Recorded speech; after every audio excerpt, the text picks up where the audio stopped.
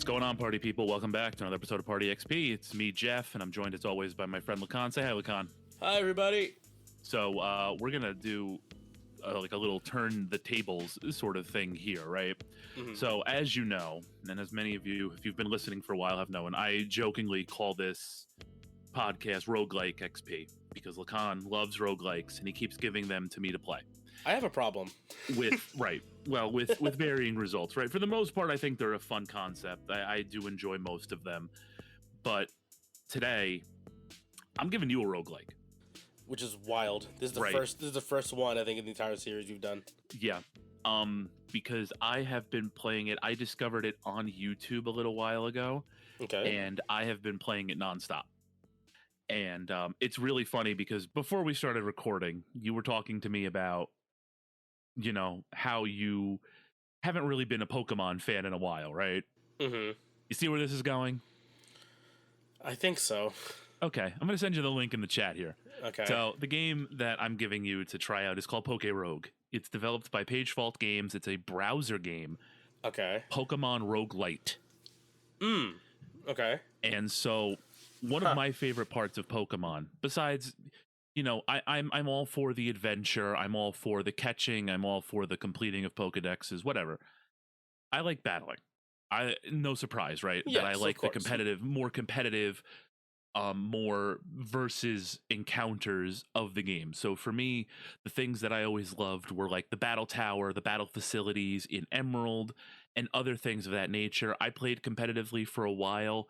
I've kind of fell off, but I've always kind of kept my thumb, you know, on competitive Pokemon. I get like Smogon alerts Mm-hmm. still, and like I see Smogon on Facebook and Twitter and all that.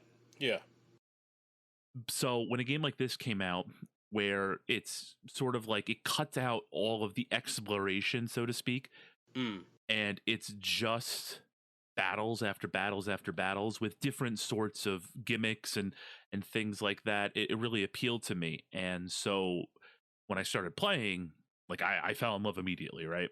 So Okay. the gist is it's basically it's a Pokemon roguelite. So you start off in like an area with low level Pokemon. You build your way up and up and up throughout the levels and different floors, right? You call it, right?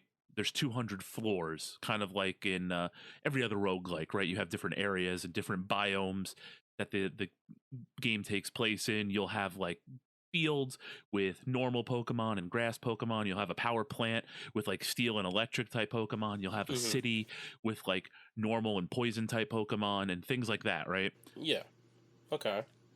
And you try to work your way up to floor 200. And as you progress, you have a rival character who pops up every once in a while. You have gym leaders, you have trainers, you have legendary Pokemon, and you have different sorts of mechanics that go along with them as well. I think it'll be a lot of fun for you because you've been out of the Pokemon, you know, zeitgeist for a while, Yeah, a little bit now. and you're gonna learn like what a lot of some of those new mechanics are, including one I haven't come across it yet. It's gonna blow your fucking mind. I think it's gonna be so funny when you see there's something in this game that's gonna blow your mind, and it's Okay. gonna be really funny. But I Pikachu think just pulls out a gun. no, that is something though. That is a What? Pokemon ROM hack Okay. where you have gun type and it just shoots you and one hit kills you. But I don't think it's in this. Okay. The roguelite elements are what are really fun for me because Mm-hmm. it reminds me a lot of Puzzle and Dragons. Basically, like the first mobile game that I really got into was Yeah. Pad, right? Yeah. I So played a lot of Puzzles and Dragons as well. how you start the game is you have a list of starters, right? You have 10 points to basically draft your starting team. Okay. All you have available to you from the very beginning are the three starters that you would pick in a normal playthrough, right? Throughout the generations. So you can take like Bulbasaur from Gen 1, you can take Torchic from Gen 3, you can take Oshawott from Gen 5, right? And any combination of those. As you progress through the game, you'll get things called egg vouchers, and you can pull on the egg gotcha machine. and that's how you get new starters. And those new starters have increased stats. They have better moves when they start. They have better egg moves, right? And you even have a chance for them to be shiny, right? Okay. So shiny Pokemon in this game are important because it increases your luck. So you understand the luck mechanic in roguelikes, right? Yes. Where the higher your luck, the better the items that come out at the end of your round tend to be, right? Got it. Yeah. And so you'll also have like money that you can purchase, potions and elixirs and revives and things like that. And then you'll also have different items that drop. You'll get like an EXP charm, let's say, that gives you more experience per battle. You will get the gimmick item. So you'll get like the Mega Bracelet from Gen 6 to give you Mega Evolution potential, right? You'll get the Gen 7 Dynamax Band to use the Dynamax mechanic. God, okay. Right. I fell off way before this. You're just saying words at me right now. That's okay. That's okay. You'll learn. And to be honest, like I've gotten those things. I've never actually Mega Evolved or Dynamaxed a Pokemon yet. Okay. So like factor that in. Okay. It doesn't mean your opponents won't, but it just means that I haven't. I'm trying to think what else is going on, but there, a lot of the fun part too is when you get legendaries take up more ratio points, right? So you have 10 ratio points. The regular starters cost 3. There are certain Pokemon that cost 1 or 2. So like your Caterpies and your Weedles are only going to be 1 point. But then you get legendaries and they cost 7 or 8 points. So do you go into battle with like a rounded team, or do you just take like a legendary and then like a meat shield or like another utility Pokemon and try to go through life like that? Okay. That's a lot of the fun of it, I would say. And I think as somebody that appreciates this genre, it's something that'll be fun for you. And I mean, they're always adding new things to the game. It's in constant development. It's super popular. I mean, any Pokemon YouTuber I feel like has played it at least once. So I think it's a lot of fun. I hope you enjoy it. I'm curious to see what you think and like what comes to mind here. I don't know if you've explored the website yet. No, I have the link right here. I just clicked on it right now. It's opening up on my other page. I'm surprised I haven't even seen anything about this on my YouTube feed, because I'm pretty plugged into like looking for smaller name roguelikes and stuff like that. So I'm surprised like I haven't even heard about this.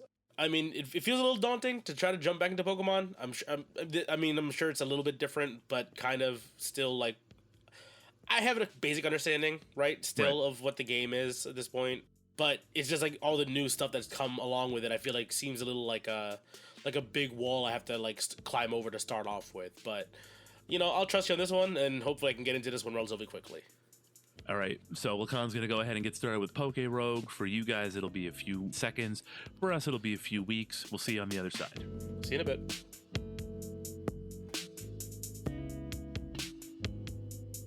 All right, we're back. Lakan, how was your time with PokeRogue? First off, Pokemon's dumb. I'm going to say that right now. Like, no, it's not. Yeah, it is. Yes, it is. It is. It's really dumb. But go on, please. It's dumb in a fun way. So like, I had to really reconsider how I came at this game. Like, I want to say like 15 runs in, because like again, I'm very out of the loop for Pokemon. The last time I played a Pokemon pretty seriously was like Diamond Pearl.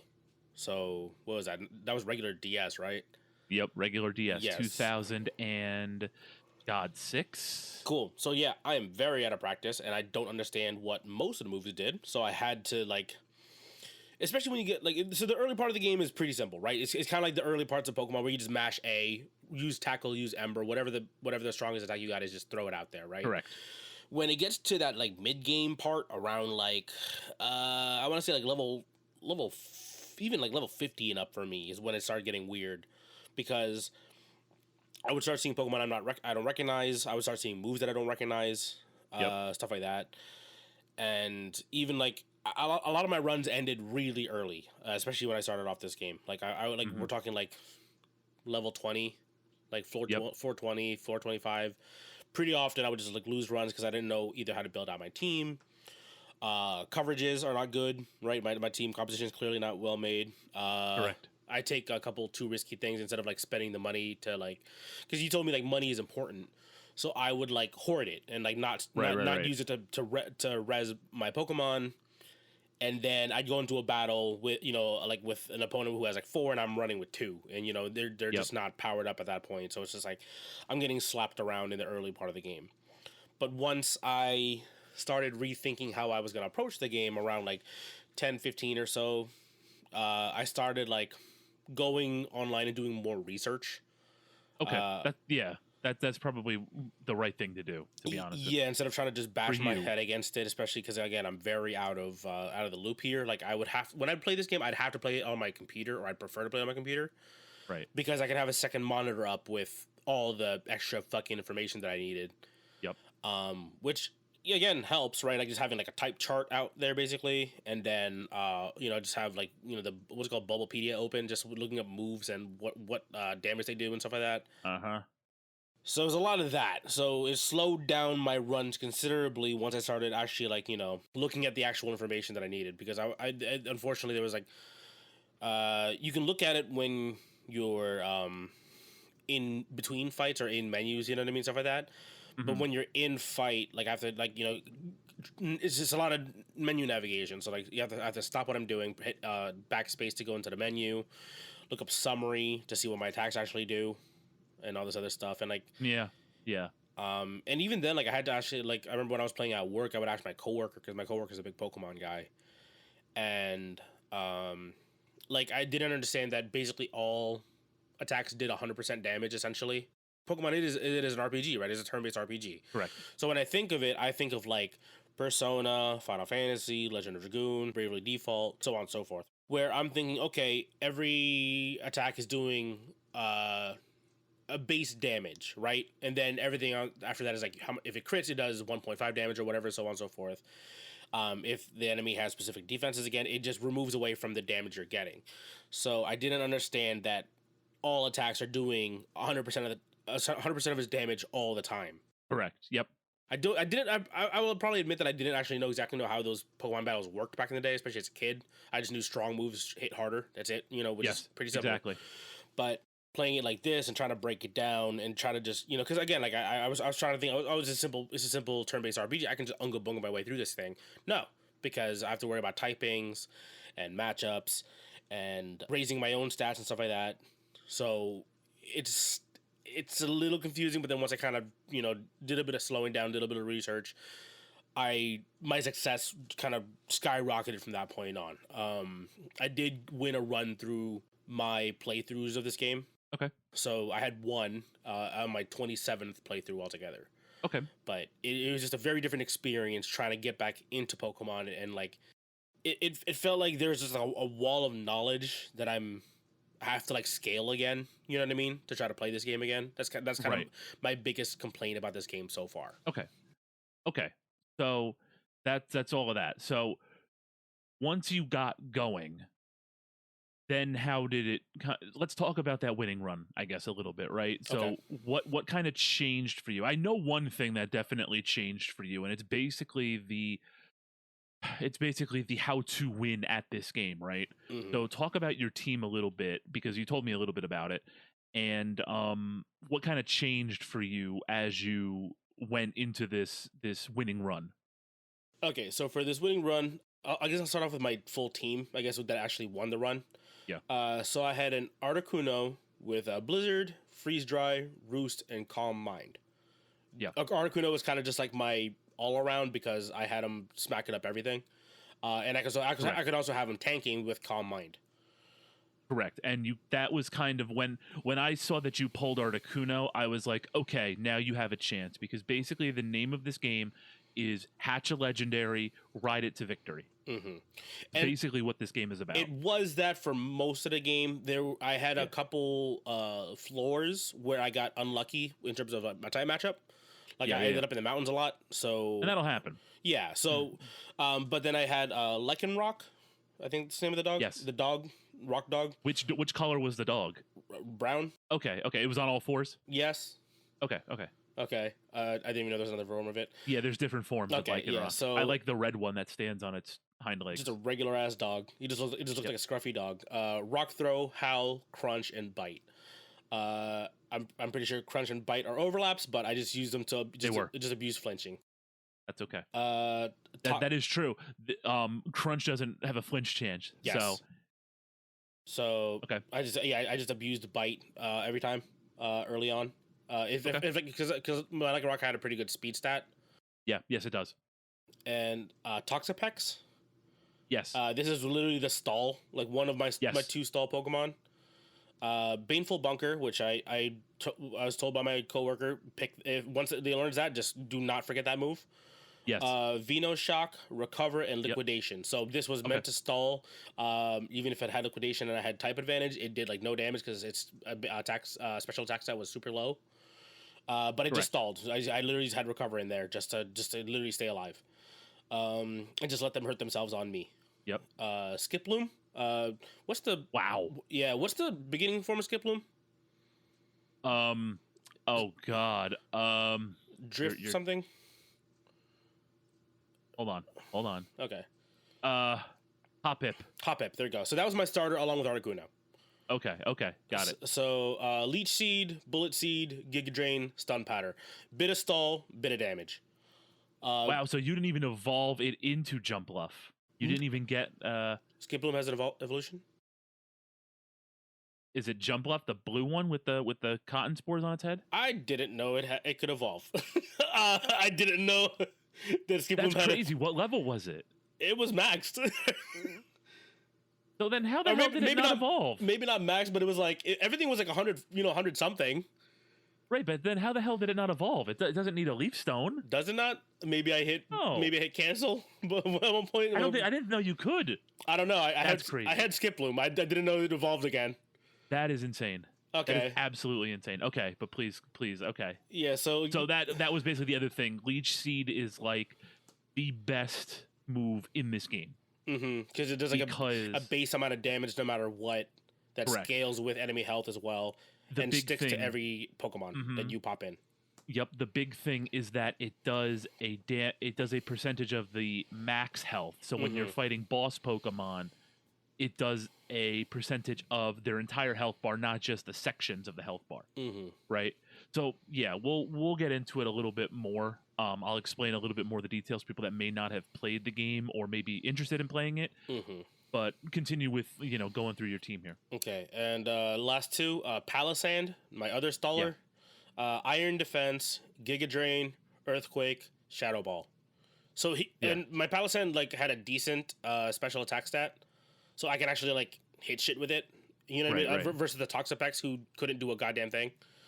And Palisand, I just loaded him up with berries. Like the whenever it drops below like 25% health or whatever the hell it is, it just heals itself. And the revive berries as well too. I just everything I could just get the berries thrown onto the Palisand. Because Toxapex at least had recover. And I think I threw leftovers on Toxapex, so it just healed every turn. And then Kingler was my final Pokemon. Crabhammer, Slam, Protect, and Metal Claw. Wow. Okay. I don't know why he was there, but he worked out for me, and he was my buddy. He just stuck with me the whole time. He had a really high attack stat. So yes, he does. I just smacked. Even if I got like a bad matchup, it's like just hit it, and it usually like chunked for like 75% of a Pokemon's health, and then cool, protect myself and stall for a turn. Yeah. That was my thing team with Kingler that is enticing is that Kingler has this is going to be like Chinese to you, but he has a Gigantamax form, basically. I mean, I know what Gigantamax is. I didn't know how to do it. Okay, yeah. And I terrestrialized Skiploom at one point. I don't know what that did. Wow, you got the thing to terrestrialize it. That's some sort of shard. Wild to me. Yeah, I found it and I was like, cool. I don't know who to do this with, so I just but at the time Skiploom was my only Pokemon alive because I was like I was like hanging on by a thread at one point, and it just survived. Like that's basically all it was. It gave it to Skiploom, and luckily Skiploom pulled me out of that floor. Yeah. No, I understand. Yeah. So that would be something, but Kingler's a weird Pokemon. Like it's held back by its like its speed stat, I think, but Mhm. like it is a tough Pokemon, and people have been using it competitively forever Mm. because it does have that super high attack stat. So like people are always like, I'm gonna try to make Kingler work. Okay. So it's Never like, really works, yeah, but yeah. And this was my winning team again after 27 runs. My 27th run, this is the one that won. My previous best run before this was, let me scroll up real quick, 116. And that one, I just remember, I think it was like Articuno, Lopunny. Uh, I think I had a, what's the Gen 2 fire Pokemon? Typhlosion. Yes, I had a Typhlosion. Oh, okay. Yeah, I caught the second evolution of it. Oh, okay. Cool. Yeah, Randomly in the volcano area or something like yeah. that. I tried catching a Snorlax on that run. That's actually what ended my run. Uh huh. I've been there. Snorlax refused to Trust me. fucking stay the fuck down. Fuck that dude. Yeah. I yeah, love Snorlax. Snorlax is my dude, but like bastard was asleep, stunned, red health, would not stay in the fucking Pokemon. The Pokeball. I was so mad. I lost I lost four Pokemon on just the single Snorlax. Preach. Yeah. Preach. I think I had a Lapras as well too, and I don't remember the other two that I had. But that was my previous best run of 116. Okay. So, but yeah, like so it was like the 116 run, and then the winning run, and that's really all the good runs that I had. Well, I had one more afterwards, but I don't even remember what the hell I had for that run, honestly. But yeah, everything before that, I'm talking like I would die at like floor 20. Yep. Or like somewhere like 50 to like 80. So that's usually where my runs ended. I think we talked about how the game operates, right? In the first half. A little bit. I don't yeah. remember. It's been forever. Yeah, it's been Okay, like 3 weeks at this point now. I know, yeah. I just want to make sure that we did because, I just don't want people to be lost here. So, okay, so that was the team that helped you win. Did you, and spoilers are going to be abundant here. So basically, the two main fights, you matched up pretty well against the final rival fight, right? Yeah, pretty So good. the final rival, Ivy, has, her starter, a bunch of other Pokemon, and then, of course, the super shiny Mega Rayquaza, right? Yeah, I just saw Mega Rayquaza, and I didn't know it was like Yep. a super special version of it or whatever. Right. So in this game, they have different forms of shinies for certain Pokemon that increase your luck accordingly, right? Mm-hmm. So that's why you see, different color shinies than you're used to. But you matched up pretty well against that. Did you struggle with that fight? Did you one-shot it, or did you have to like refresh a few times? Oh no, that fight sucked. That fight sucked ass. Yeah. So in the menus, it gives you the option to retry fights. Yeah. And then I also from another video that I watched, and from you saying it as well. You just hit refresh. Just hit refresh. Hit F5. Just start over. Yep. So like it's kind of the wording or how they explain it was like it's literally a setting in the game. So it's up to you. It's up to you what you believe is a proper run or not. Early on, I was kind of treating this like a true roguelike. It's like if I die, I die. That's the kind of that's like it's all on me. That's probably the right way to do whatever. it. Which is whatever. But like I'm over here trying to actually make a run go decently. I started doing it definitely around like when I started hitting that like 130. When I got past my previous deepest run of like 116. I was like, okay, I no longer care about the integrity of this run. I'm trying to fucking win. I want to win, exactly. I like my previous 116, I was not refreshing. I was like just getting there on either sheer luck or like luckily like I had the Pokemon to cover. Yeah, once I started getting past that, I was like, I'm trying to win this fucking run. I don't give a fuck about the integrity of the run at that point. So I started refreshing around like 140 something or whatever the hell it was. From that point on, like if a fight goes wrong or if I'd like lose a Pokemon that I need for that floor, I'm just like, let me just start that over, swap them out, sack one, and then win the fight or whatever. But those IV fights were rough. That last IV fight was very rough for me. Yeah.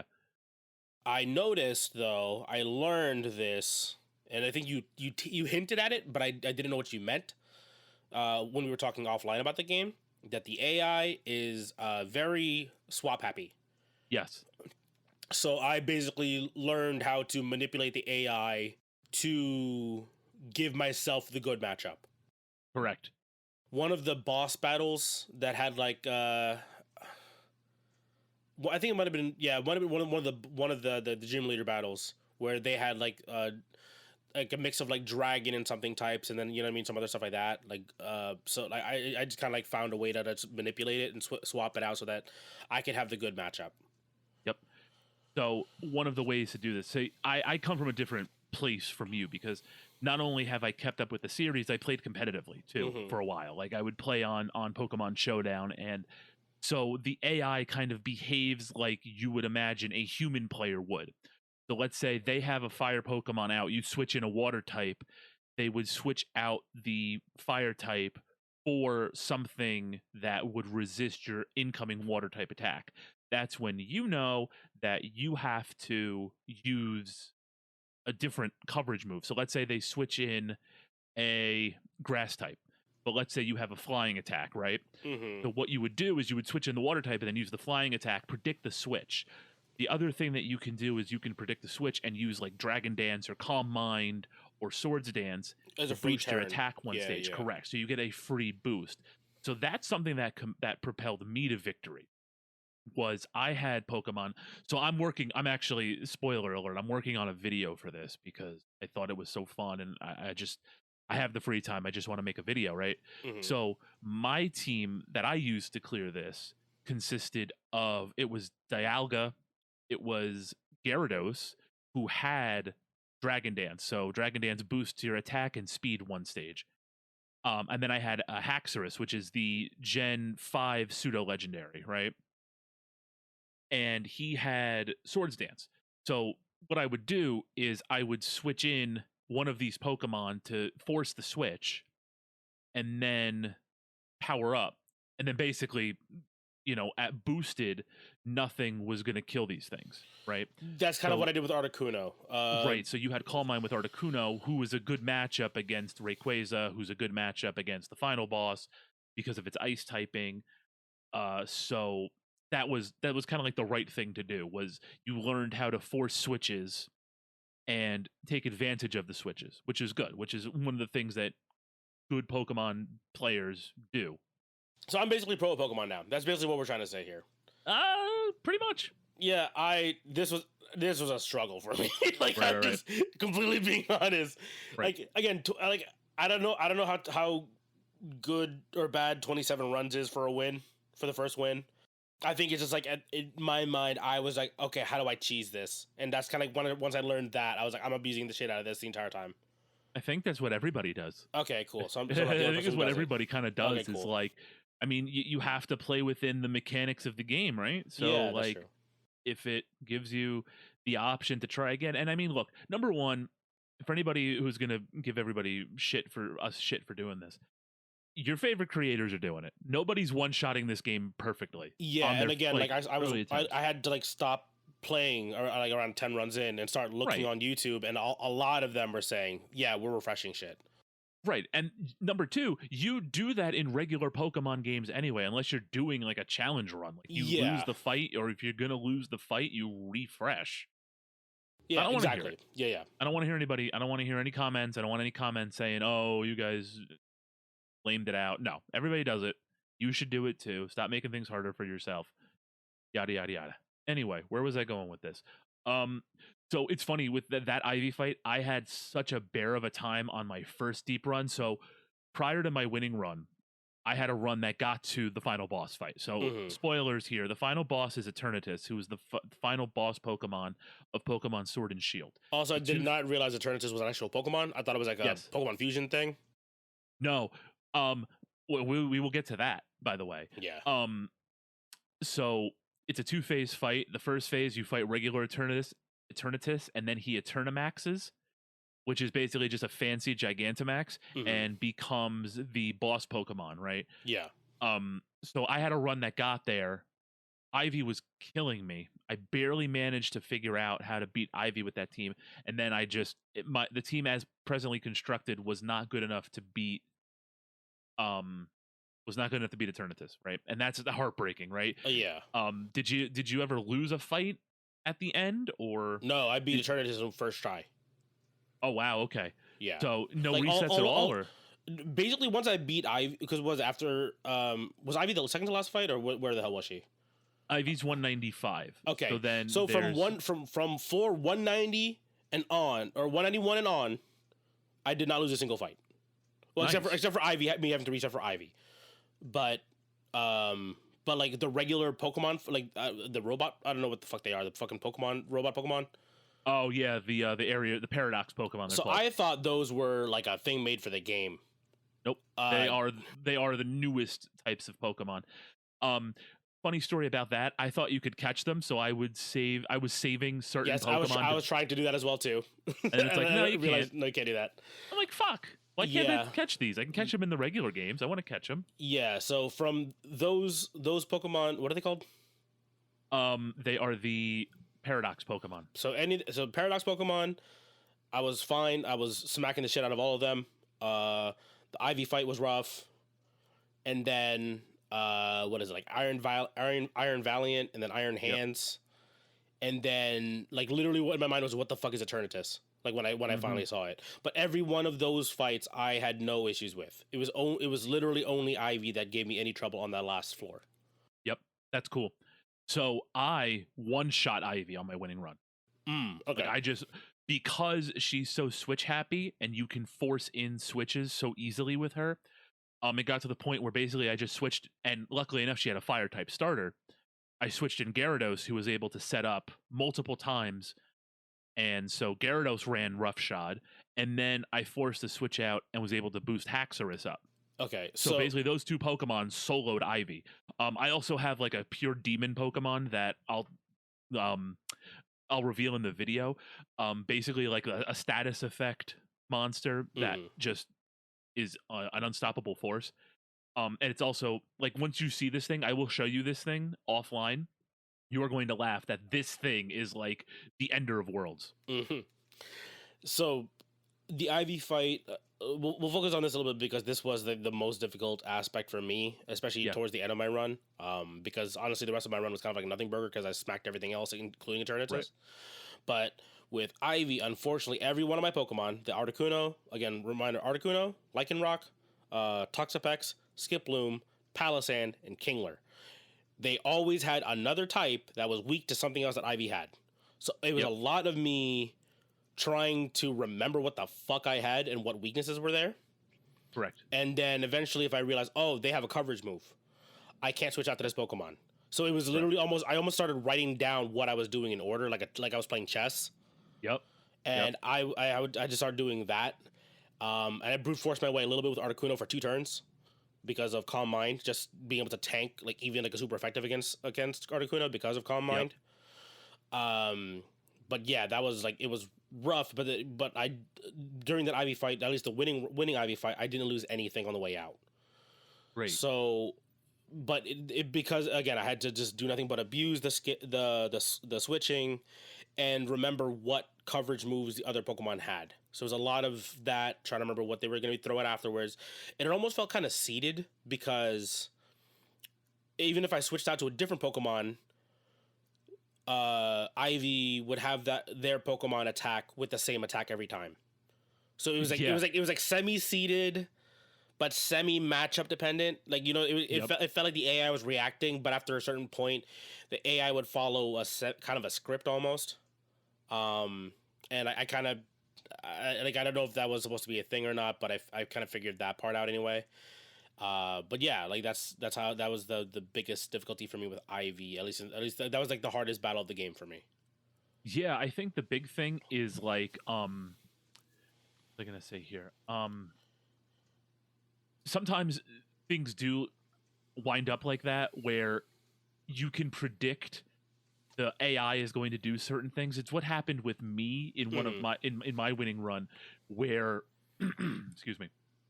I knew that a Pokemon would like use a super effective move, but then it would for some reason use a move I wasn't going to be very effective. So I could predict that. I knew it wasn't going to. So for instance, it was my previous Ivy on the run I lost at 200 starter would always do like Hydro Pump and then do a normal type move right after. She would never do Hydro Pump twice. So I knew that I could basically I'd have a free turn because I knew that move wouldn't do a ton of damage. Yeah. So I could play around that, right? And that's kind of the thing that you were saying, where it almost felt seeded. So these events, these fights are basically going the same way every single time, Mm-hmm. which is good. I mean, it's not great from a gameplay perspective, probably not intended, but it's good when you're trying to run through this. Yeah, yeah, because again, if we're gonna go ahead and do this with the whole refreshing and kind of save scumming, right? Right. It's a good way for you to to know exactly what's coming up afterwards. And you're kind of just trying to decode a puzzle at that point. Right, exactly. So that's kind of the thing that I really enjoy about the game is that, especially fighting Ivy, it's like it does kind of it is kind of thrilling that you kind of feel like you're fighting a real person, but at the Mm, same time, it is still an AI. It's still a yeah, computer, so you you can know that find the gaps in the script basically. you can manipulate it to do what you want. Right, Yeah. exactly. So that's cool. So Um. and then yeah, like I thought it was crazy. I really do think it's crazy that you cleared Eternatus first shot, because even with this team that I built that was meant to like counter Eternatus specifically, I think I had to reset once or twice. I had no idea what Eternus was good against or bad against. I just kind of Oh, went in there with Articuno and I think Skiploom. Yeah, Articuno Skiploom. right. Well, luckily for you, this thing is poison and dragon, Mm, and it's weak to leech seed. It's susceptible to leech seed, right? yeah, yeah. Because it has that giant health bar Mm-hmm. that you had a Pokemon with leech seed, so you were able to take advantage of it having so much health and Yeah. taking it away every single turn. So like that was good. That was the right thing to do. Mm-hmm. So like I'm happy about that. For me, my Eternatus struggle was really bad the first time around because I had stacked so many berries, right? Mm-hmm. And one of the key parts of the second phase of Eternatus, as may have ran into, is that he has an ability called Black Hole, Yeah. which takes a held item from you every single turn, basically, right? Yeah. Like I had a what is it, Quick Claw or something like that for Yeah, Articuno, something very similar to it, where if I hit a Pokemon with an attack, I have a chance to steal an item as well. right. So there's two ways to do this. So the way that I did it on my winning run was to just abuse X items the whole time and Okay. never pick up berries, never pick up held items at all. Just every time I saw an X attack, X special defense, whatever, I picked it. Mm-hmm. Or the other thing you can do that I learned after the fact is that you can transfer your items to one Pokemon and then just release it before the fight. Mm-hmm. Okay. So what you do is you transfer all the held items to one Pokemon and then release it, and then like ideally you would replace it with something before you get to Eternatus. Yeah. But that's something that you can do as well, which is something that I didn't even consider. But luckily enough, I had my guys basically on steroids. They were basically like giant steroid Pokemon because I had so many X attacks at the end Mm-hmm. and X moves at the end that yeah, like that was kind of my approach to it, was to just power up on that, because that was my downfall from the first time I fought Eternatus, was because I had so many Lumberries which cure a status ailment that every time I would actually hit him with paralysis or sleep or confusion, he would just heal automatically. Mm-hmm. So that's kind of the thing that um kept me back from that first fight, which is something that I went into with the second fight, and I made sure that I had something that could inflict status and that he couldn't heal it. So by the end of it, it got to the point where he was confused, he was paralyzed. If he even got an attack off, it would be like a miracle, but oftentimes he would be stuck in this loop of getting hit, either hitting himself in confusion, being stunned from paralysis, taking damage because he was paralyzed, so he'd move last every single time. And Mm-hmm. that's kind of the key to like beating this fight. But I'm kind of happy that you didn't have a chance to that you didn't really run into anything like that, which is really astounding considering how much trouble you had with this game beforehand. Yeah, Like, I had more trouble in the beginning of this game right. than towards the end of this game because my run had. I've again luck of the draw, right? There's obviously an element of RNG Exactly. here. It's a roguelike. Articuno got lucky because again the just frozen. You know that was kind of the beginning part of that fight for me. So I get like a couple free turns. Um, Skip Bloom again, just kind of just the Leech Seed and Giga Draining, just stalling out basically the entire time. Mm-hmm. I mean, I sent you an image. I want to see like a week ago or 2 weeks ago when I actually cleared the game. If you want to scroll up a little bit in yours and my private chat, Yeah. you'll see that I only had one. I think the pink is that X Attack. Sure. Whatever capsule that is. So I only had one of them, but you see the Articuno had a bit of everything. Right. Well, it has a ton of like carbos and all the other vitamins, all those stuff. Yeah. So that was mostly kind of again like why Articuno was still useful to me at the end, even though actually it ended up being my Articuno was actually under leveled compared to the rest of my Pokemon. But just because of the amount of like again like those like vitamins and stuff that I threw on Articuno, the quick beak or whatever it's called, or the other thing over there that helps me steal shit. That kind of ended up being that kind of ended up being the thing that helped Articuno stay relevant basically. And again, Calm Mind is legitimately busted, like in terms of like being able to like even if Articuno is weak against something, the fact that it almost reduces the damage by almost half. You know what I mean? Even against weakness, it was that it just became like I could throw Articuno against like a flying or electric Pokemon and just like, oh cool, that's cute. I already have 2 Calm Minds stacked up already. I don't care. Right. It's funny too because Articuno for years has been held back by its typing, because Ice and Flying are 4 times weak to Rock. Yes. So like obviously when you have the Stealth Rock hazard up, like that's a problem for it. But it's actually found its niche in this go around's competitive scene in the official Pokemon, because official Pokemon's 2v2 and it has moves that are able to hit both Pokemon at the same time. Yeah, so Blizzard was one of them. Yeah, I realized that afterwards. I was like, oh, why do I have Blizzard and Freeze Dry? And I was like, oh, because Blizzard hits more than one. And also Freeze Dry hits Water type super effectively. Water type specifically, yeah, and correct. Also just higher hitting in general. Yep, exactly. But yeah, so again, like I had a lot of trouble starting this game. Again, like once I had to like legitimately shift my mindset into how to actually approach this overall. But yeah, again, like I had to do like a lot of research. That's I think the biggest thing that annoyed me about this game is like I couldn't play this game on my Steam Deck because I'd go on desktop mode with my Steam Deck, open up the browser, play it in there. But then it's like, oh, now I have to have my phone open the whole time to an image of a typing chart, and then you know what I mean, just for me because I'm very out of the loop in terms of Pokemon stuff. But playing on my PC, this was enjoyable enough, and the it's the same enjoyment I get of playing any other roguelike. When the run is going good, I'm like, okay, we're fucking rolling, let's go.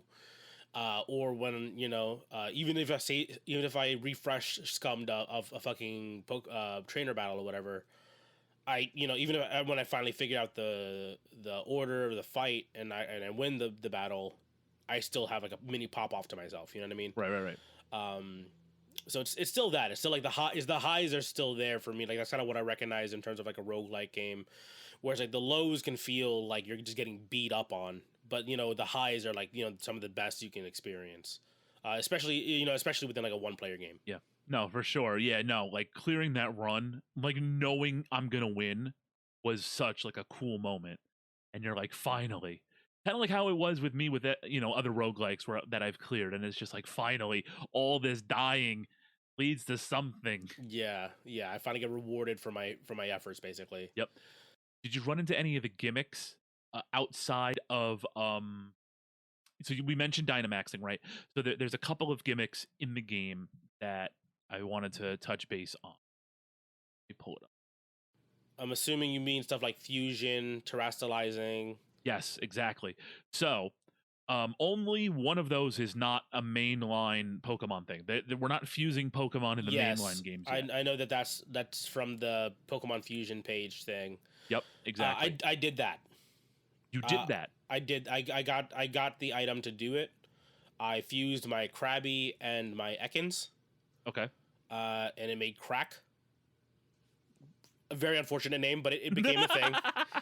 But yeah, I had Crack for on my team for a little while. That run didn't go very far. I think I only had like 2 Pokemon on my team. Like it was because I combined those 2 instead of having 3 down to 2. Right.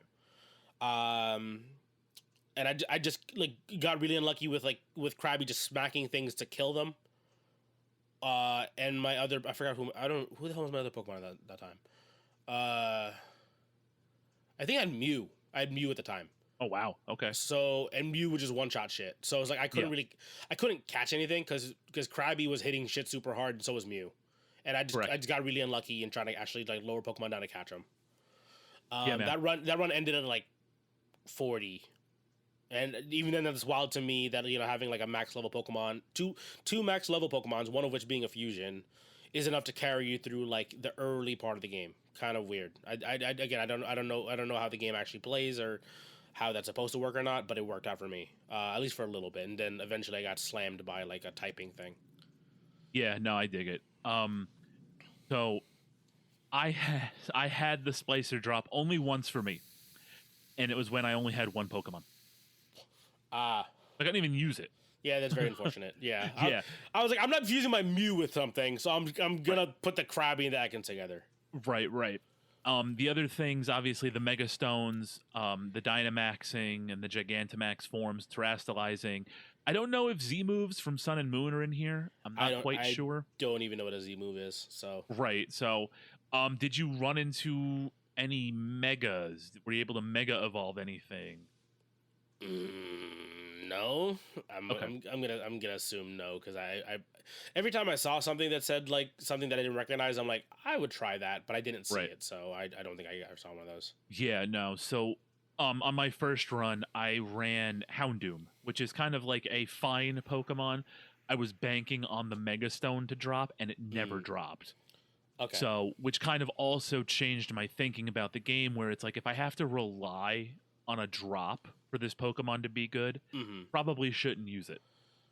Yeah, I think that's kind of how I thought about it, where I didn't even recognize that some Pokemon needed stuff to evolve. Right. Like, yeah. What's the one with the Mexican hat? Ludicolo? Yeah, so I didn't realize that required a stone. So I just saw it and I was like, who the hell needs this? So yeah, I did it, and then again, this is another run that kind of went nowhere. But I was like, right. Okay, so that's cool. So the game recognizes when you have a Pokemon that requires something to evolve. Right. So it will throw it into the pool, into the possible drop pool for you, which is kind of a cool thing. I'm assuming that they've accounted for stuff like that.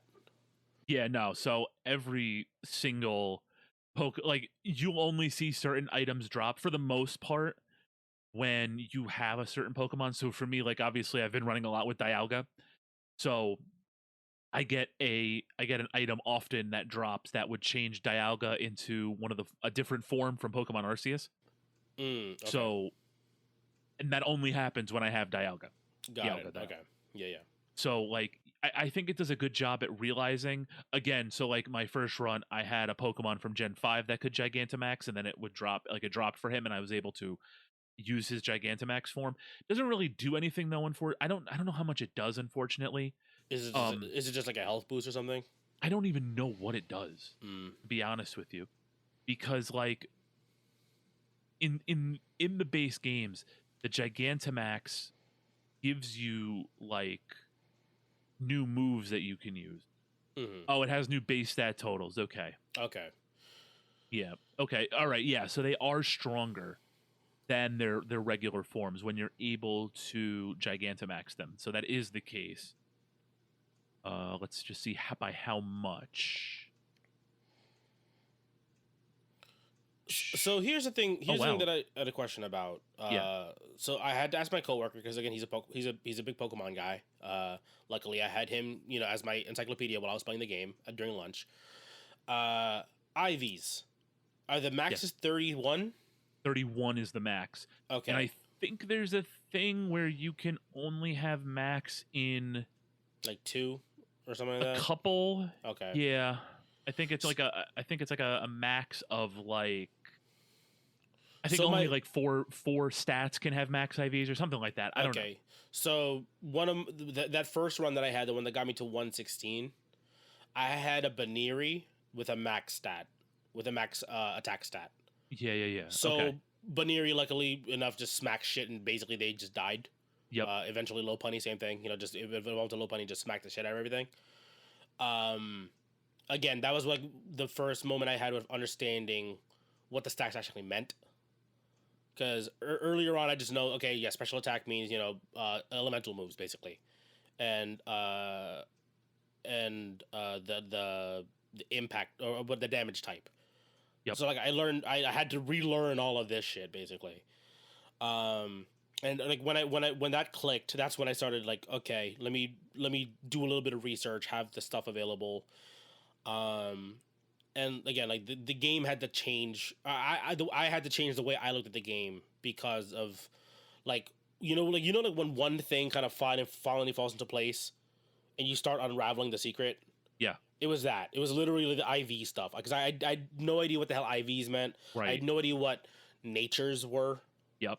So, I saw like, switch nature or toggle nature. I'm like, what the fuck does that mean?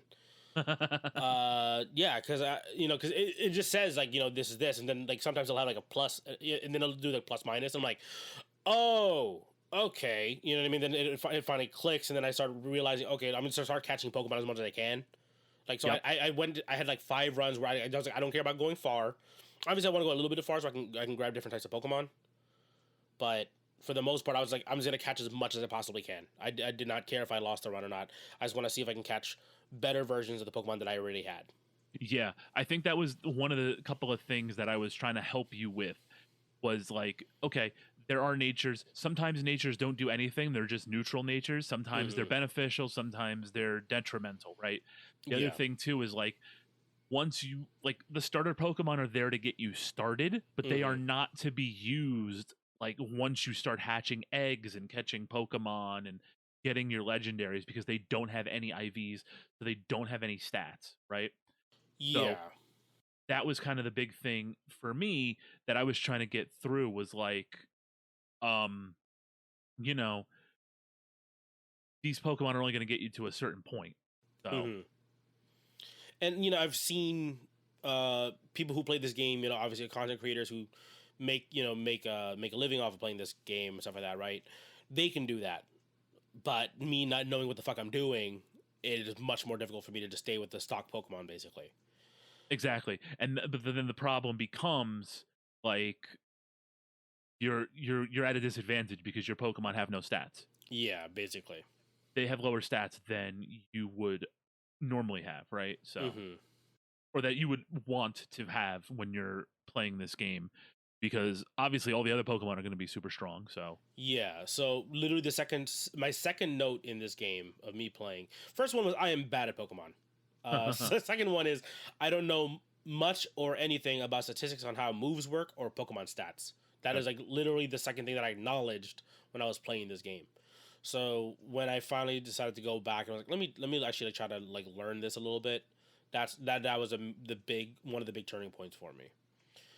yeah, man, I know it's a lot, but did you have a good time with it at least? Did you have fun with the game? Yeah, when I won. Right. Well, funny how that works. During the rest of it, I was more stressed than anything else because again, I was trying my best to not refresh as much as possible. I wanted to play this as like true to a roguelike in my mind. You know what I mean? Again, until that point where I got to like level 130, 145, so on and so forth, I was like, fuck that. This is I refuse to like let this run die now because I got far. Save scumming is a feature, not a bug. Yeah. I wanted to go through each one of my individual notes here, and I want to see what your opinion is, or if you got something to reply, something to expand upon my experience or my question here. Right? Go for it.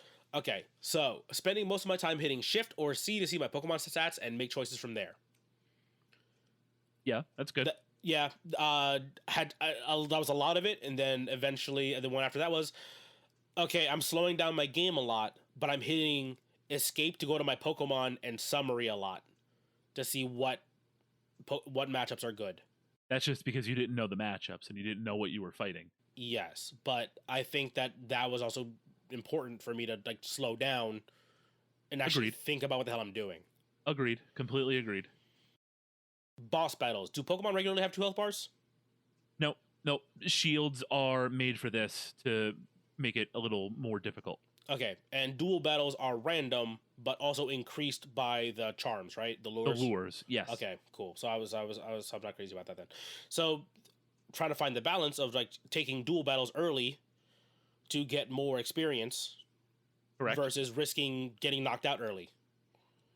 I had to find the balance there. I started taking dual battles very, very often after like floor 50 because at that point my team had kind of been rolling. Yep. So That was the right thing to do.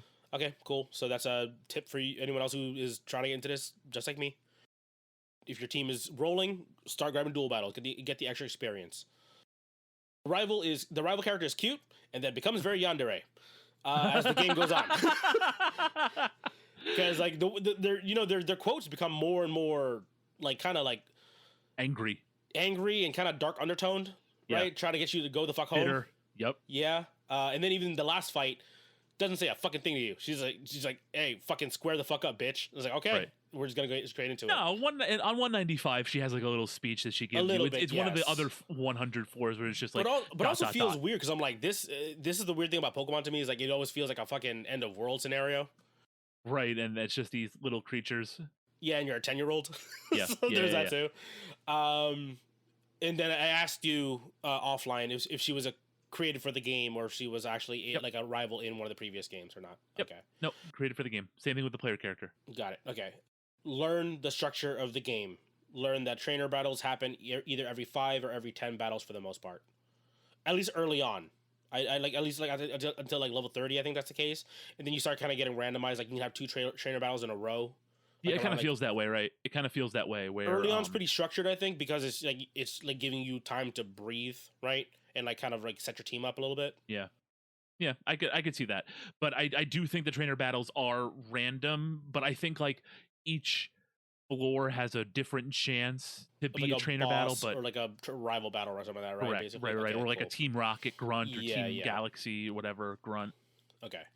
So yeah, again, these are kind of just like because what's helping here. These are now basically tips for people who are starting this game out like me. Yeah. Beat the rival, get the experience share stuff. That is like the biggest thing early on, right? Getting that EXP share, EXP charms. Start stacking those early if you possibly can. That's kind of what I learned. Mm-hmm. Especially when you have a legendary that's doing the heavy lifting, but you have like a utility Pokemon with you that you want to like bring. It's a good idea for sure. Okay. You gave me this tip, and I also saw this from a video as well. If your team is rolling with one major Pokemon, let them roll and let the experience share to the starters, to the other starters or the other Pokemon. Yep. And then one of the tips that I saw from a video was once you get to around level 30, level 40, you start filling out your team and letting the team actually fill itself. Like you let the rest of the team catch up. So you have the choice to either let 2 Pokemon be your big boys the entire time, and let everything else kind of catch up slowly, or start evening evening out the team. Let them let them kind of grow together. That's kind of like the pivot point that I saw in a couple of videos that I was watching online. Yep. And eventually, as you progress, especially when you're not doing a monotype, which is what I've kind of been living the past couple of times, is doing those challenge runs. Don't be afraid to let other Pokemon take over when they have the type advantage. And that was something that I did a lot, especially during my early runs when I was running with my different Pokemon, is that I'd be like, no. So I ran with another legendary called Spectrier. It's like a ghost horse. Like, no, Spectrier has to be the one to do. Remember the episode of Hey Arnold where the coach's son is on the team and it's like, give the ball to Tucker, even though it wasn't good. Yeah, and other people could do stuff. You can't just give the ball to Tucker. You have to let your other Pokemon cook sometimes. And then that's what I ended up doing. It also helped that my Pokemon on my second team were much better than on my first team. I felt like the supporting cast was much better on my other team, so I wasn't as nervous to let anybody else cook. Yeah, okay. So that was kind of my thing. Was also like trusting the other Pokemon, really. Yeah. Like if your team's starting to fill out, trust your team to actually, carry their own weight. Yep. My first rage moment is here. Immediately after even though I'd made these couple like things of like trying to learn, I made it to the second fight with my rival, which is I think like level 30, level 35 or something like that. Got stomped the fuck out. Why the fuck does Raboot know Trailblaze? What the fuck is Trailblaze? Why does Raboot know a grass move? That was clearly me reading up what the fuck is Trailblaze. Right. Because I switched out to a Mudkip thinking, oh, this is fucking free. And then Mudkip gets his fucking face kicked in. And that was me getting angry. Yeah, that was like my first like fuck this game. I'm turning this off. That was my first like, okay, fuck. So then like again, I started like actually doing, you know, I started a new file obviously after that point on. Again, still not figured out in the IVs and stuff like that, but I'm starting to figure them out at this point. This will probably be like, again, estimate around like 10 runs in. Let's see here. Here we go. Here's my first breakthrough day. After 2 days of intense play, as in me starting runs, losing runs, and starting over with more shit available to me because I unlocked more Pokemon. Yeah. Things started turning around for me. Getting legendaries and better IVs definitely helped. Yes. But I think the biggest part was not knowing what is getting thrown at me in later fights of my run. That is still personally was my biggest issue of not knowing what the moves are after I started figuring out the teams. Yeah. No, I can see that. Researching the game. Don't be afraid to watch YouTube videos. Look up tutorials. Definitely don't. Yeah. Stop focusing on abilities and natures. Since I don't really know what the natures are of the Pokemon still. Since I wasn't too worried about that, but I already understood I started understanding IVs, so I was like, I've got one of the pieces of the puzzle. This point going on. I would say the IVs are more important than the natures. To be honest with you, like it's more important to have strong IVs and the abilities than to have a beneficial nature. I had no idea what the abilities did for a long time. Right, and a lot of the times the abilities are either nothing burgers or unless you have something like how. So, like, I had Gyarados, and Gyarados has Intimidate. Mm-hmm. Like, that's something that you should definitely, like, use often to your advantage. But a lot of the times, they don't really mean all that much. Okay. Yeah, and, like, I saw, like, some, like, whatever is Torrent or whatever, so it just means that, like, if I use multiple water attacks in a row, I think they did more damage. Right, like but that's also an issue where, like, you don't want to trigger that, especially when you're in, like, the 200s, because that's tough. Right. Mm-hmm. Yeah. You're gonna get hit for a lot of damage. Yeah, that's very, very true. Again, go to the Pokemon menu. Just hit select. Go to the Pokemon. Check out your team. Don't stop trying to play fast. And this is at this point again. My furthest run was floor 113. This is after like 3 or 4 days of playing. Let's see here. Again, I was talking to my coworker a lot. He was giving me tips on what moves to learn or forget. Yep. Don't double types. You don't have to basically stop overlapping certain attacks because I kept just holding on to things I didn't know what to get rid of. Because I play like a kid where it's just like, why do I need this attack that doesn't do damage? You know what I mean? Right. No, bad. So exactly, he told me, "What the fuck are you doing? You're an adult. Stop thinking like that." And I'm like, "Okay, right." fine. Because Thunder Wave is really good. That's why you keep Thunder Wave, because it paralyzes Pokemon. So I had Thunder Wave and Thunderbolt and Thunder Shock. So he's like, you don't need all 3 of those. You can probably get rid of Thunder Shock, but so for example, I would have, let's say, 2 Dragon type moves, right? Mm-hmm. I had my regular Dragon type move, and then I had a move called Dragon Tail, which is out the Pokemon that it hits, right? So one of the strategies that I had that was doing hella work was setting up Stealth Rocks, which means every time a Pokemon switches in, it takes damage, and then using Dragon Tail and just whittling everybody down. Okay. So that's a strategy that you could do. It's a lame-ass strategy, but it's a strategy. It's a strategy. I had what was the one? Whirlwind or whatever the hell it is for Whirlwind. Articuno? Same concept. He also told me to stop using gimmick moves like Guillotine. Yes, one-hit KO moves in this game especially don't really... You can do it, and it's clutch when it hits, but, that shouldn't be something you rely on. Like if you have to rely on a gimmick to win, like I was telling you with the Mega Stones and all that, if you have to rely on a gimmick to win, it's not worth it. It was hard for me to break out of that because, again, Kingler was my dude. He'd never missed. Right. So that's also a thing. Yeah. It's obviously a bit of luck. It's RNG, but you're right. I shouldn't be relying on it. But I was like, damn, he got me through 2 rival battles. I'm just throwing him out there now. You know what I mean? Because I just believed. And that's okay. You can do that, and you should do that because there are Pokemon that are super super duper strong. Mm-hmm. That you have this relationship with. It's kind of like one of the points of Pokemon, right? Like you build up your relationships with these Pokemon as you progress through. But you need to put them in the best position to win too. Yeah. and throwing it out there to use guillotine that's going to hit 30% of the time and then get punched in the face is not setting it up for success. Yeah, absolutely. So I had to break out of a bad habit of just it's like me wanting to gamble. That's basically what it was. It's like we rolled the dice, maybe. So I just stopped that because obviously I'm not giving myself a good chance to actually win the battles, you know, like, especially down the line. Yeah, but it's funny too. So. Yeah, it is funny. At this point, I had a bunch of losing streaks, so I had gotten annoyed. So these are going to be a little bit negative here. After thinking over the last couple of days, I don't think I'm going to get invested in this game ever again. I hate this shit. I hope it dies. Basically, it's like, and then, you know, again, like my acknowledging is I like Pokemon designs. I like the music. I like the idea of Pokemon. And this game gives me nothing but combat as a good thing because I don't really care for the story of the games. But I like it. But even then, the combat annoys the ever-loving shit out of me. Yep. Because again, it's not the same as every other turn-based RPG type of combat. The stats work differently. That's basically what it is.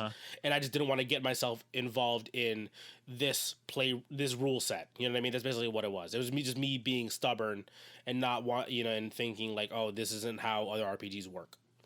There was a point where I was wondering if I even liked Pokemon at all. Jesus Christ! Yeah, I got real existential at some point, going through it, huh? So am I wanting to play because I'm enjoying myself, or am I continuing to play because I don't like being bad at games, specifically more for roguelikes? Right. I was gonna say, yeah, you definitely want to beat the roguelike, especially because I beat it. Yeah, and I was like, I refuse to be bad at roguelikes because that's my shit. I like roguelikes. That's your genre. So, yeah. Again, like obviously enjoying the game is like, you know, of course when you're winning, of course it feels good, right? That dopamine hit is always nice. But I think like again, like the fact that it is a roguelike and I kind of like started figuring it out, I think is kind of again what kind of got me through it. Yep. Yo, gym leader Melanie got them thick legs, bro. Yes, she does. That's a random comment in the middle of it. And then my friend told me, "Oh, she's a mom, by the way." I'm like, even better. And even I told you that. Yes, you also told me as well. Gym leader, I'd like to friend. Yeah, all that. So as you can tell, like I was kind of going through it, and then I was like, "Oh, hello," in the middle of it. Well, at least you got a nice pick me up. Yeah, exactly. And after I've been clearly in the fucking dumps for the last couple of days. Yeah. Again, this is the point where I said my game had started going on a good run at this point. So you'll kind of see it kind of getting a little more hopeful. Positive. Yeah, a little more positive. My team overall is handling well. I'm not sure what else I need because that's the point where my team was rolling, so I didn't know what else I needed at this point. Yeah. So when I saw when I was doing a little bit of research because I found a Terra Orb. I still don't know how that works, and because like it was like when I went to the website, to the PokeRogue website, it was just a wall of text. I'm like, I'm not reading that. You could have just asked me. So the Terra Orb is how you get terastallized shards, right? Terra shards. I didn't know what terastallizing. I know it changes your typing. Yes. But okay. So not only does it change your type, but it powers up. It basically powers up your attacks, and then you let's say you have a normal type, right? And you use the Terra Stone and you turn to fire, right? Okay. But now you're a fire type. You get more damage from your fire type moves, and then you get stab on same type attack bonus on top of that. So you get it on top of the same type attack that you would normally have. Okay. The other thing that it does is it masks weaknesses. So let's say you use it on Skiploom, right? Grass and flying, right? Mm-hmm. Ideally, you would want it to be something that resists its weaknesses. So when something switches in to deal damage to Skiploom, you can terastallize. So let's say you would want to be a water type or a rock type. Okay.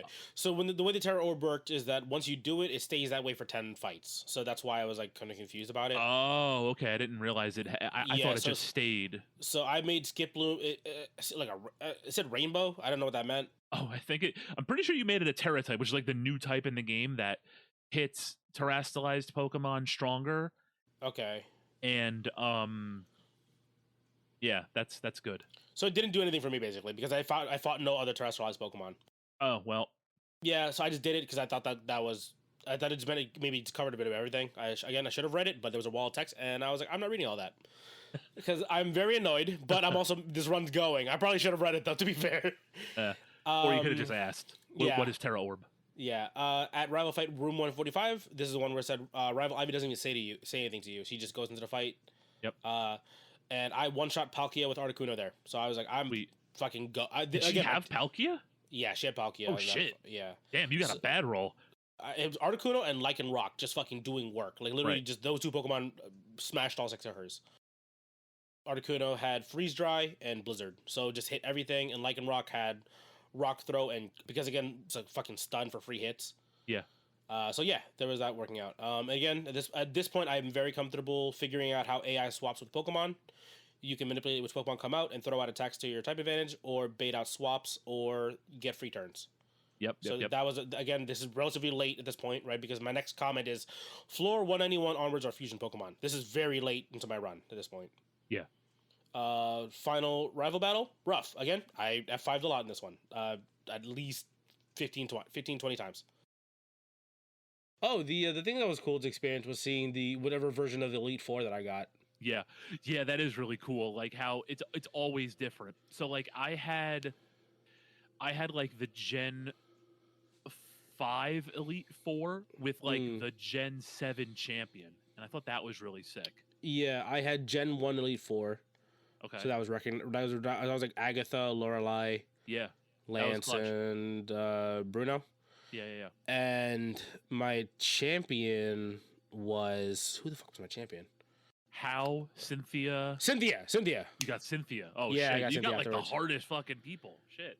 It was a bit of a run. Yeah, that was rough. But again, like at that point, my fucking Articuno and my Lycan Rock were just hitting everything. You can't capture fusion Pokemon. I have no idea what Iron Valiant is. I don't know what Iron Hands are. And then what the fuck is Eternatus? And then I beat Eternatus in my first try. And that was literally the end of my notes. Damn. There it is. So there's a story here. Yeah, there's definitely hey, at least you stuck with it and you came out on the other side and you won. Yeah, again, it got a little dark in the middle where I was like, do I even like this? Like, what? Like, why do I care? Do I like Pokemon? Looks at all the Snorlax stuff in his room. Yeah, I get my giant Snorlax plushie. What else do I got over here? I got a Lapras.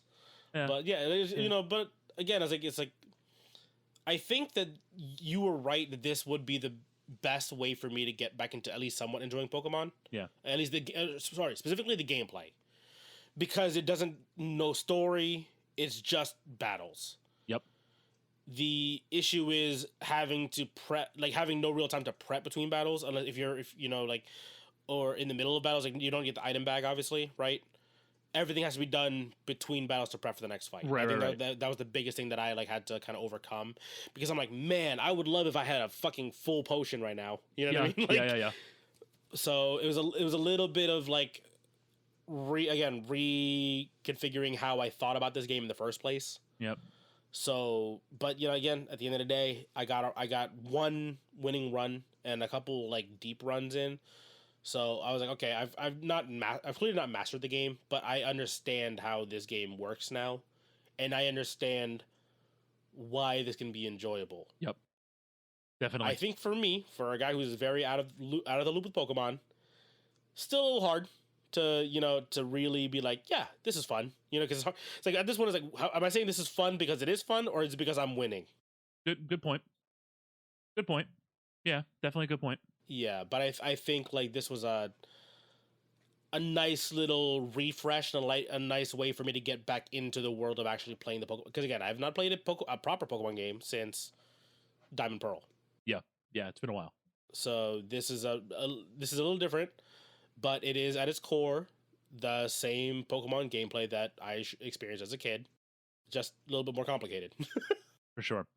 Yeah. Anything else you want to touch on? We've been going for a while here, so. Yeah, we've been going. What do you think is like the biggest appeal to this, in your opinion, versus what I just said?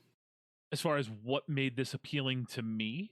Yeah. I think it's a different take on these games that, like you said, kind of strips a lot of the story and the ancillary stuff that like certain people might not really be into, including myself as somebody that likes playing this game, battling, raids, things like that. It kind of combined all of the things that I really like about Pokemon into one kind of package, right? Okay. So that's kind of what drew me in. The other thing too is that it's challenging, and in a world where Pokemon games, especially as you get older and as more and more information gets released about these games, and the target demographic expands, it's kind of games are kind of easy, right? The Pokemon games are kind of easy Hmm. for grown adults, right? As they should be. They're for their children's games. Yeah. So I think that's kind of something that drew me in, was that these games are difficult. This game is challenging, especially early on, and as you try to make your way through this, and it is random. It is basically procedurally generated. You don't know what is flying around every corner. Hmm. I think that's interesting versus a game like the mainline series games where kind of have an idea of what's going on by now, right? Like we know kind of how this works. 8 gym badges, Elite 4 champion, um, legendaries. There's nothing mysterious about these games, and that's what made, I think, Pokemon Arceus so cool, was that Hmm. it was kind of a new take on this entire genre, on this entire series, and you didn't really know what was going to happen. You didn't know what the boss fights were going to be, or like the major battles were going to be. You don't know how the Hmm. story beats are going to work. Oh, and also, you throw in a villainous team here and there in a fight like that. Like it wasn't like that. So I think that's what makes this so interesting to me, is the Okay. fact that like it's different and it's Hmm. challenging, and there's a lot of different ways to play this game. I thought that was what was pretty cool about it. Okay. Yeah, because I have one final point that I want to make here, where in regards to Pokemon battling, in terms of the sheer amount of information, I think that is honestly one of the biggest walls right now into entry of this game, or re-entry of this game. Because even though you said like it is an easy game, right? At its core, Pokemon is a children's game, right? Right. If you were trying to look at this in the competitive sense, or again, because this is the closest, I think this is the closest I'm gonna get to competitive Pokemon, Right, right, right. because I don't see myself jumping back fully into the world of it. Um, it's the barrier to entry is very steep now for that competitive sense of Pokemon.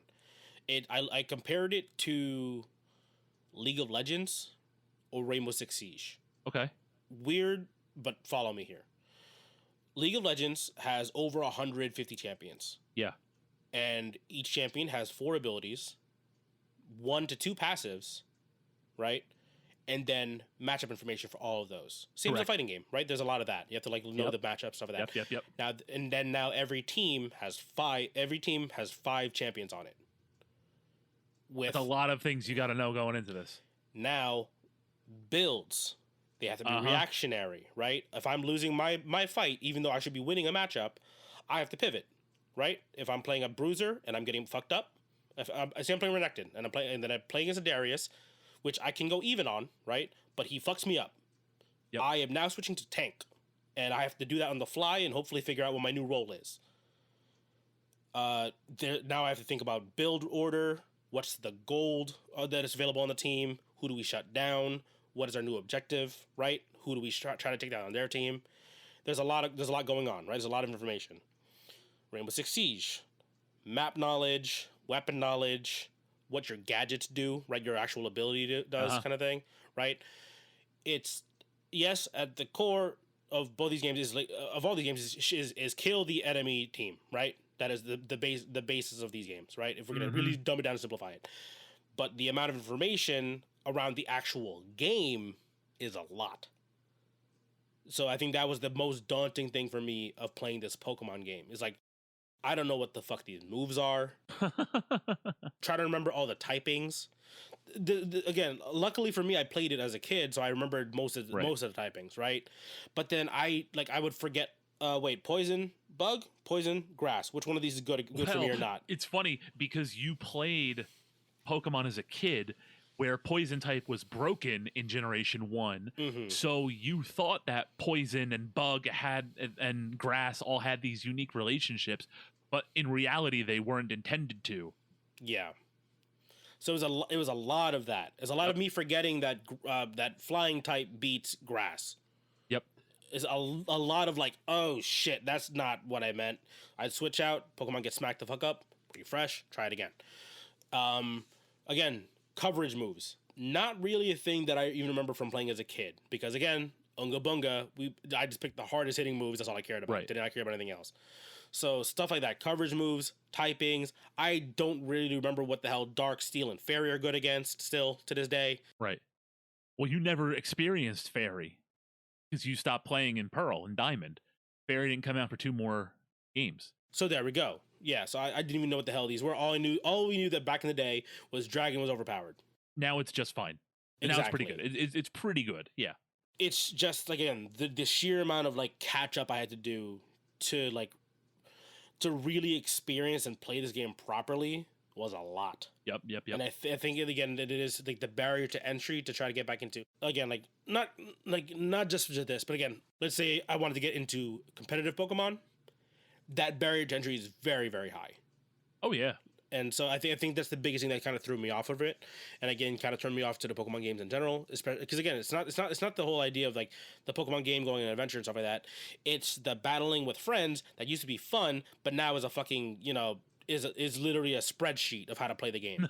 Yes, it is. So it's different in terms of that for me. I think I still enjoy Pokemon as an idea a lot. I just think that in terms of like the hardcore quote unquote hardcore aspect of Pokemon, I think I'm kind of like shy from that side of it now, but I still like kind of like what this gave me of like a taste of that competitive experience. Got it. Okay. Yeah. Cool.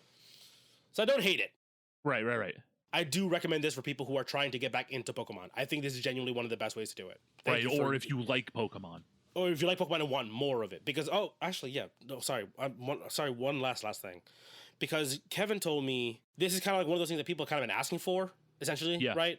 Where it's like, it's just unlimited Pokemon. This is more challenge, more battles, right? Because apparently there was something that was similar to this in one of the gens, or that they were promising in one of the gens, but they never followed through with it. The closest thing that I've ever seen to this are like the battle facilities.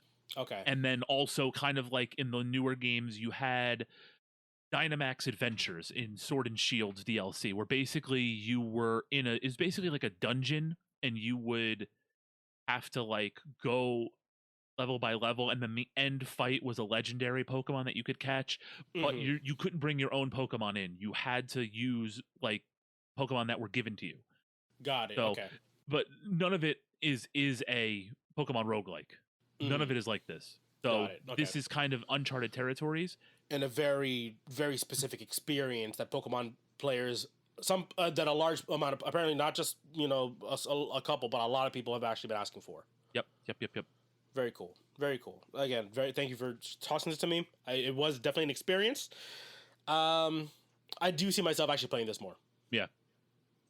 Yeah, I think I have definitely been playing it more because now there's new things that I've unlocked. So once you complete the game, you get endless mode, which is just it keeps going after Eternatus.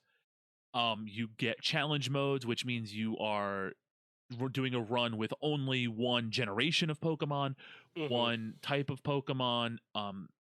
There's something else. There's another type. There's another different thing that you can do.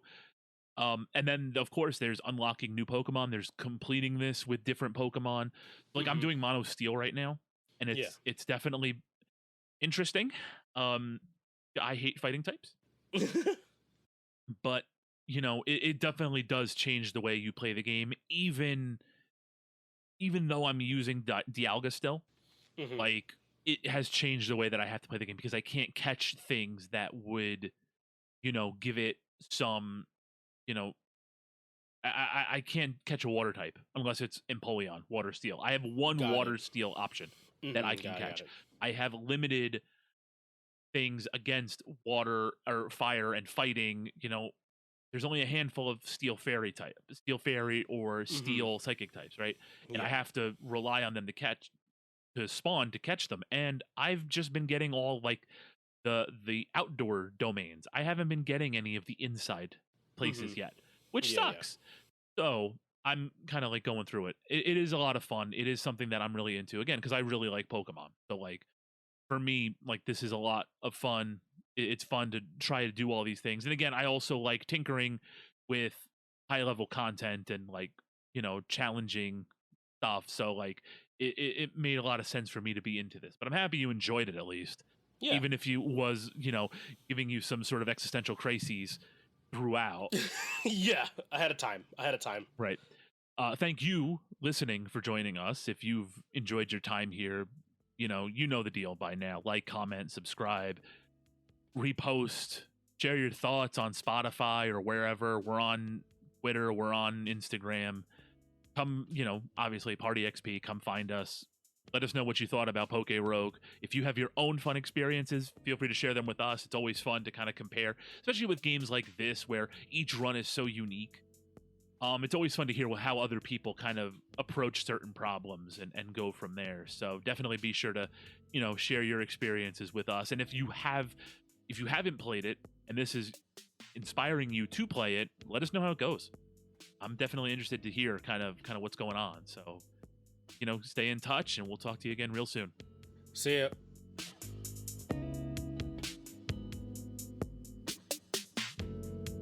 I should probably start recording, by the way. Oh. I thought I started fucking recording. Okay. All right, sing clap for Jeff. So I've been recording this, Anyway, I just realized, I'm so pissed off. Yeah. I thought I clicked the button. I didn't click the button. It's fine. So